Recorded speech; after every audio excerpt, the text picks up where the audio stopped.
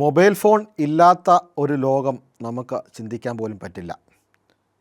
ഒരു കാലത്ത് ഫോൺ എന്ന് പറയുന്നത് ഒരു ആഡംബര വസ്തുവായിരുന്നെങ്കിൽ ഇന്ന് നമ്മുടെ ജീവിതത്തിലെ ഏത് മേഖലയും ബന്ധിപ്പിക്കുന്ന എല്ലാ കാര്യങ്ങളും മൊബൈൽ ഫോണുമായിട്ട് ചേർന്നിരിക്കുന്നു എന്ന് പറയാതെ വയ്യ. ഒന്ന്, ക്യാഷ് പേയ്മെൻറ്റ് നടത്തണമെങ്കിൽ, മറ്റേ ആരെങ്കിലും വിളിക്കണമെങ്കിൽ, വിദേശത്ത് ഇരിക്കുന്ന ആളുകളുമായി സംസാരിക്കണമെങ്കിൽ, ഒരു വിവരം അറിയണമെങ്കിൽ, പഠനം നടക്കണമെങ്കിൽ, എന്തിന് യാത്രയുടെ മാർഗങ്ങൾ, നമ്മുടെ ശരീരത്തിൻ്റെ വിവിധപരമായിട്ടുള്ള ശാരീരിക അവസ്ഥകൾ, അങ്ങനെ തുടങ്ങി എന്ത് കാര്യങ്ങളും മൊബൈൽ ഫോൺ വഴിയാണ് നമ്മൾ അറിയുന്നത്. തുരുതുരെ സിമ്മുകൾ വാങ്ങിക്കൂട്ടി മൊബൈൽ ഫോൺ ഉപയോഗിക്കുന്നവർ ധാരാളം പേർ കാണും. പക്ഷേ ഈ സിമ്മുകൾ എണ്ണം കൂടിയാൽ, നമ്മുടെ പേരിലുള്ള സിമ്മുകൾ കൈമാറിപ്പോയാൽ എന്താണ് പറ്റുന്നതെന്ന് നിങ്ങൾ ചിന്തിച്ചിട്ടുണ്ടോ? അതെ, ഈ മൊബൈൽ ഫോൺ നമ്മളിൽ എല്ലാത്തിനും സഹായിക്കുമ്പോൾ തന്നെ നമ്മുടെ ഫോണുകൾ കളഞ്ഞു പോയാൽ, നമ്മുടെ പേരിലെടുത്തപ്പെട്ട സിമ്മുകൾ മറ്റാളുകൾ മോശമായ കാര്യങ്ങൾക്ക് അല്ലെങ്കിൽ നിയമവിരുദ്ധമായ കാര്യങ്ങൾക്ക് ഉപയോഗിച്ചാൽ അതിൻ്റെ യഥാർത്ഥത്തിലുള്ള കുറ്റവാളിയായി മാറപ്പെടുന്നത് നാം ആയി പോകുവാൻ സാധ്യതയുണ്ട്. ഓർക്കുക, ഇന്ത്യയിലെ നിയമപ്രകാരം ഒരാൾക്ക് കയ്യിൽ വെക്കാവുന്ന സിമ്മിൻ്റെ പരമാവധി എണ്ണം 9 എണ്ണമാണ്. അത് വടക്ക് കിഴക്കൻ സംസ്ഥാനങ്ങളിലും ഒപ്പം ജമ്മു കാശ്മീരിലുമാണെങ്കിൽ ആ എണ്ണം 7 എന്ന് പറഞ്ഞ് ചുരുങ്ങും. ചിലർക്ക് സഹായിക്കാൻ വേണ്ടി, കൂട്ടുകാർക്ക് വേണ്ടിയിട്ട് എൻ്റെ പേരിൽ എടുത്തോ എന്ന് പറഞ്ഞുകൊണ്ട് ആ സിം മേടിക്കുവാൻ അനുവാദം കൊടുക്കാറുണ്ട്.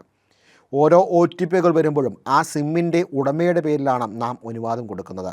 അതുവഴി ഒരു സാമ്പത്തിക ട്രാൻസാക്ഷൻ നടന്നു കഴിഞ്ഞാൽ ആ സാമ്പത്തിക ട്രാൻസാക്ഷൻ എൻ്റെ കൂട്ടുകാരനാണ് നടത്തിയത് എന്ന് പറഞ്ഞിട്ട് കാര്യമില്ല.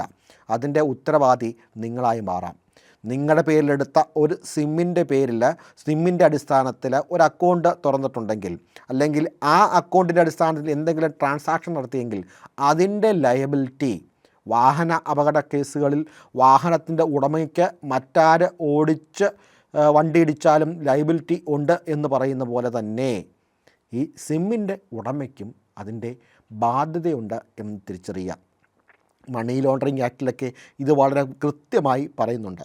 ഇനി മറ്റൊരാളുടെ പേരിലുള്ള വ്യാജ രേഖകൾ തപ്പി നമ്മളൊരു സിം ഉണ്ടാക്കിയതാണെങ്കിൽ 3 വർഷം വരെ തടവ് കിട്ടാവുന്ന ഒരു ശിക്ഷയാണ് അത് എന്ന് തിരിച്ചറിയാനായിട്ട് ഉള്ള ബാധ്യത കൂടി നമ്മൾക്കുണ്ട്.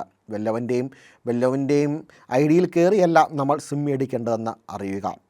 ഇനി ഇങ്ങനെ ഒരു പ്രശ്നമുണ്ട്, നിങ്ങളുടെ പേരിൽ കള്ള സിമ്മുകളുണ്ടോ എന്ന് എങ്ങനെ തിരിച്ചറിയാൻ പറ്റും? ഭാരതത്തിൻ്റെ ടെലികമ്മ്യൂണിക്കേഷൻ വകുപ്പ് സഞ്ചാർ സാത്തി എന്ന് പറയുന്ന ഒരു സൈറ്റ് അതിന് വേണ്ടിയിട്ട് ഉണ്ടാക്കിയിട്ടുണ്ട്. സഞ്ചാർ സാത്തി സേവനങ്ങൾ വളരെ വലുതാണ്. നിങ്ങളുടെ ഫോൺ നഷ്ടപ്പെട്ടു പോയി കഴിഞ്ഞാൽ അത് ട്രാക്ക് ചെയ്യുവാനായിട്ട് സഞ്ചാർ സാത്തി വഴി നിങ്ങൾക്ക് സാധിക്കും. അതോടൊപ്പം തന്നെ നിങ്ങളുടെ ഫോൺ നമ്പരും അടിച്ചു കൊടുത്തു കഴിഞ്ഞാൽ, OTP എടുത്തു കഴിഞ്ഞാൽ നിങ്ങളുടെ പേരിൽ ഇന്ത്യയിൽ എത്ര സിം കാർഡുകൾ ഉണ്ട് എന്ന് അറിയുവാനായിട്ട് സാധിക്കും. ഇനി അതല്ല, നിങ്ങൾക്ക് നിങ്ങളുടെ സിം ബ്ലോക്ക് ചെയ്യുവാനായിട്ട് ആഗ്രഹമുണ്ടെങ്കിൽ അതും അതുവഴി സാധിക്കും. ഇതിനായി ഗവൺമെൻറ് ഒരുക്കിയിരിക്കുന്നത് ടാഫ്കോപ്പ് എന്ന് പറയുന്ന ഒരു പോർട്ടലാണ്. Telecom analytics for fraud management and consumer protection എന്ന ഒരു പോർട്ടൽ. ഇത് നിങ്ങൾ വെബ്സൈറ്റിൽ അടിച്ചു കൊടുത്തു കഴിഞ്ഞാൽ, അതായത് TAFCOP ടാഫ്കോപ്പ് എന്ന് അടിച്ചു കൊടുത്തു കഴിഞ്ഞാൽ നിങ്ങൾക്ക് ഈ സൈറ്റിലേക്ക് തന്നെ പോകുവാനായിട്ട് സാധിക്കും. അവിടെ നിങ്ങളുടെ മൊബൈൽ നമ്പർ അടിച്ചു കൊടുക്കുക. OTP കടന്നു വന്നു കഴിയുമ്പോൾ നിങ്ങളുടെ പേരിൽ ഇന്ത്യയിൽ ഏതൊക്കെ മൊബൈലുകൾ ഉണ്ടെങ്കിൽ, എവിടെയൊക്കെ മൊബൈൽ നമ്പറുകൾ ഉണ്ടെങ്കിൽ അതെല്ലാം തെളിഞ്ഞു വരും. നിങ്ങൾ പരിശോധിക്കുക. നിങ്ങളുടേതായിട്ടുള്ള മൊബൈൽ നമ്പറുകളല്ലാതെ മറ്റെന്തെങ്കിലും അതിലുണ്ടെങ്കിൽ റിപ്പോർട്ട് ചെയ്ത് കഴിഞ്ഞാൽ ആ മൊബൈൽ നമ്പറുകൾ നിരോധിക്കപ്പെടും എന്ന് തിരിച്ചറിയുക. ഓർക്കുക, സ്വകാര്യതാ സംരക്ഷണം എന്ന് പറയുന്നത് നമ്മുടെയൊക്കെ അവകാശമാണ്. നമ്മുടെ ID കാർഡ് മറ്റുള്ളവർ ഉപയോഗിക്കുന്നുണ്ടെങ്കിൽ അത് നമ്മുടെ സ്വകാര്യതയ്ക്കെതിരെയുള്ള കടന്നുകയറ്റമാണ്. ആ സ്വകാര്യത സംരക്ഷിക്കുവാൻ വേണ്ടിയിട്ടാണ് ഇന്ത്യ ഗവൺമെൻറ് ഇങ്ങനെയൊരു സേവനം സഞ്ചാർ സാത്തി എന്ന വെബ്സൈറ്റ് വഴി, വകുപ്പ് വഴി നമ്മൾക്ക് വേണ്ടിയിട്ട് ചെയ്തു തന്നിരിക്കുക. ഓർക്കുക, നമ്മുടെ ഒരു സമയത്തെ ചെറിയ ഒരു ശ്രദ്ധക്കുറവ് നമ്മളെ വലിയ അപകടത്തിലേക്ക് നയിച്ചു എന്ന് വരാം. ആ ചെറിയ ശ്രദ്ധക്കുറവിൽ നിന്നൊക്കെ നമ്മളെ രക്ഷിക്കുവാനായിട്ടുള്ള മാർഗമാണ് ഈ സഞ്ചാർ സാത്തി. ഫോൺ ഉപയോഗിക്കുമ്പോൾ അത് നല്ലതാണോ ചീത്തയാണോ എന്നുപയോഗിക്കുവാനായിട്ടുള്ള മാർഗം കൂടി സഞ്ചാർ സാത്തിയിലുണ്ട് എന്നറിയുക. ഫോൺ എങ്ങനെയാണ് നല്ലതാണ് മോശമെന്നാണ്. നമ്മൾ ഒരു സെക്കൻഡ് ഹാൻഡ് ഫോണാണ് മേടിക്കുന്നതെങ്കിൽ അത് ഒരു മോഷണ കേസിൽ ഉൾപ്പെട്ട അല്ലെങ്കിൽ മോഷ്ടിക്കപ്പെട്ട ഫോണാണോ എന്ന് നിങ്ങളെങ്ങനെ തിരിച്ചറിയും? അതിനും മാർഗം സഞ്ചാർ സാത്തിയിലുണ്ട് എന്ന് അറിയുക. ഒരുപക്ഷെ ഒരു നിമിഷത്തെ നിങ്ങളുടെ അശ്രദ്ധയിൽ നിന്ന് നിങ്ങളെ രക്ഷിക്കുവാനായിട്ടുള്ള മാർഗമാണ് ഈ സഞ്ചാർ സാത്തി എന്ന സൈറ്റ്.